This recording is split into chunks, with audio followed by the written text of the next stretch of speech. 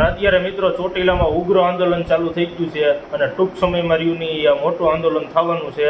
એટલે જોવો તમે વિડીયોમાં કે ભાઈ અત્યારે જો આંદોલન આપણે રોડ ઉપર અત્યારે ચાલુ થઈ ગયું છે. સર્વિસના નામે જે કસ્ટમર પાસેથી પૈસા લેવામાં આવે છે, પૈસા લઈને કરપ્શન કરવામાં આવે છે, વોરંટીના નામે કરપ્શન કરવામાં આવે, એના માટે થઈને અમે આ બધાએ અશોક લેલનને રિક્વેસ્ટ કરી છે કે આ બધી 48-25 છે એ અમે પરત કરવા માંગીએ છીએ. અને આ 48-25 અમારે લેવી પણ નથી અને આવનારા ફ્યુચરમાં અમે કોઈને લેવા પણ નહીં દઈ. અને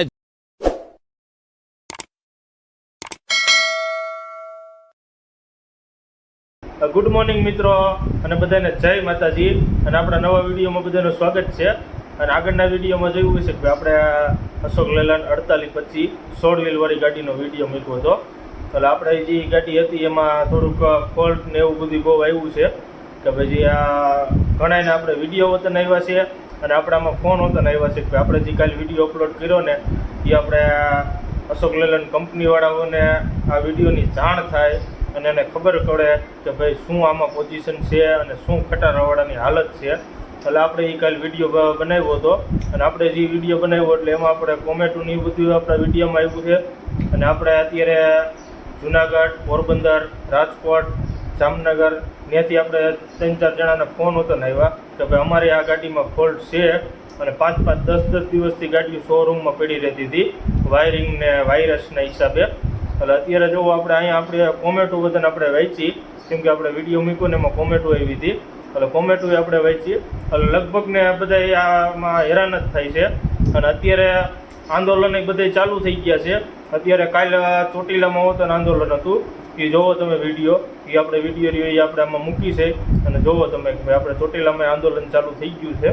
જોવો તમે કે અશોક લેલન દ્વારા જે અમને 48-25નું વેચાણ કરવામાં આવ્યું છે એ ગાડીમાં વારંવાર ફોલ્ટ આવવાના કારણે, વારંવાર રજૂઆત કરવાના કારણે અમને જે સર્વિસ નથી મળેલી, સર્વિસના નામે જે કસ્ટમર પાસેથી પૈસા લેવામાં આવે છે, પૈસા લઈને કરપ્શન કરવામાં આવે છે, વોરંટીના નામે કરપ્શન કરવામાં આવે છે.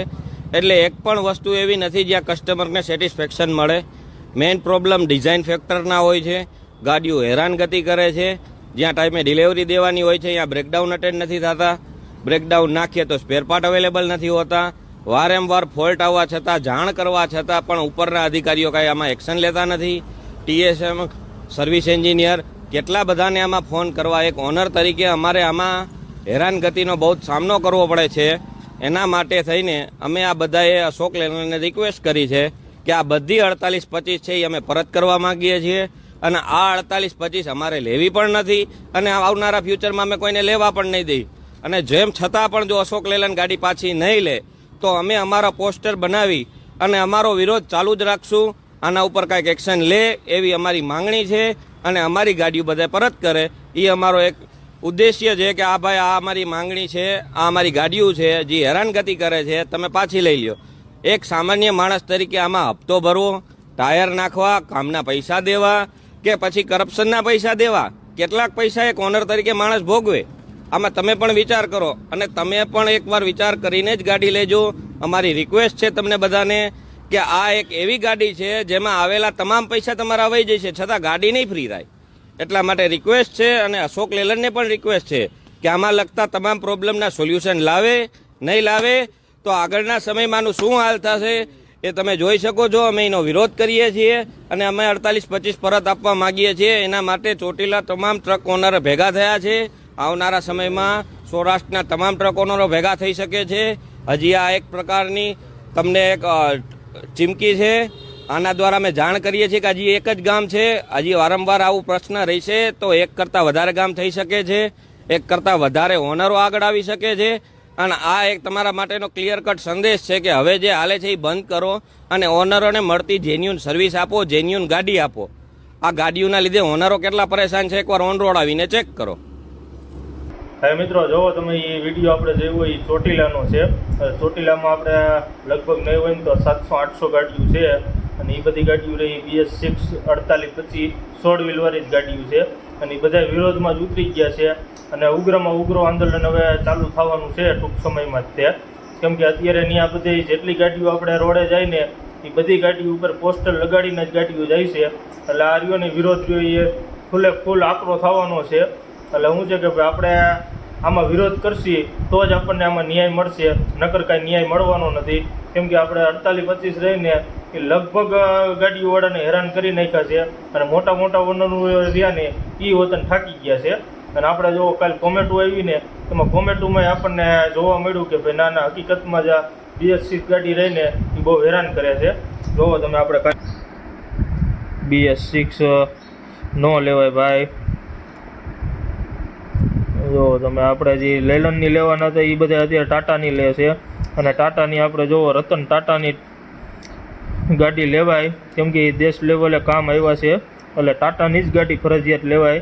આપણે જો કલ્પેશભાઈ મકવાણા કરીને છે એ ભાઈ જો 5 ગાડી છે એમની આગળ અને એમને વતન આપણને કોમેન્ટ કરી છે કે ભાઈ એ વતન કંટાળી ગયા છે આપણે 48-25. એટલે જો બધા અત્યારે સપોર્ટમાં ફૂલે ફૂલ છે અને ટાટાની ગાડી ન લેવાય, સોરી અશોક લેલન 48-25 ગાડી ન લેવાય. એટલે અત્યારે બધા વિરોધમાં આવી ગયા છે.